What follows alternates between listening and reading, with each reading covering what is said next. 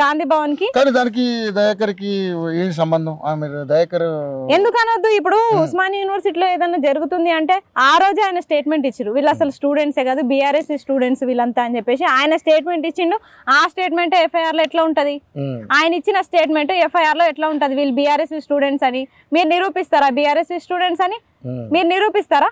ఆ రోజు గాంధీ భవన్ కి కూడా రమ్మని చెప్పి మమ్మల్ని అక్కడికి పిలిచి నాకు నువ్వు రారా నేను తీసుకుంటా వినతి పత్రం అని చెప్పి నాకు పర్సనల్ గా నేను ఫోన్ చేస్తే రెస్పాండ్ అయ్యి మీరు రండి అని చెప్పేసి నాకు మెసేజ్ చేసి అక్కడికి వచ్చిన తర్వాత అరెస్ట్ చేయించారు.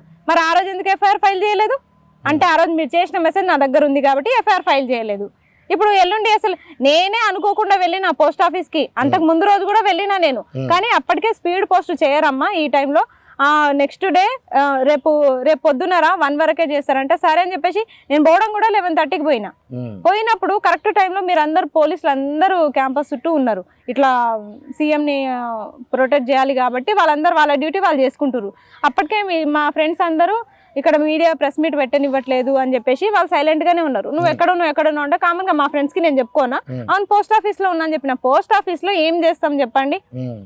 అక్కడ సీఎం రావద్దు అని చెప్పేసి నేను ఏమన్నా నినాదం రాసి పెట్టేసి వచ్చినానా? అక్కడ పోస్ట్ ఆఫీస్ లో విజువల్స్ ఉంటాయి కదా, ఆ టైమింగ్ అన్ని ఉంటాయి కదా. ఇప్పుడు ఎఫ్ఐఆర్ పెట్టినట్టు కదా ఆ విజువల్స్ అన్ని కూడా తీసుకొని రావాలి సాక్ష్యాలుగా, నాకు అదే కావాలి. పోస్ట్ ఆఫీస్ లో ఉన్న స్టాఫ్ కూడా స్పందించాలి ఖచ్చితంగా.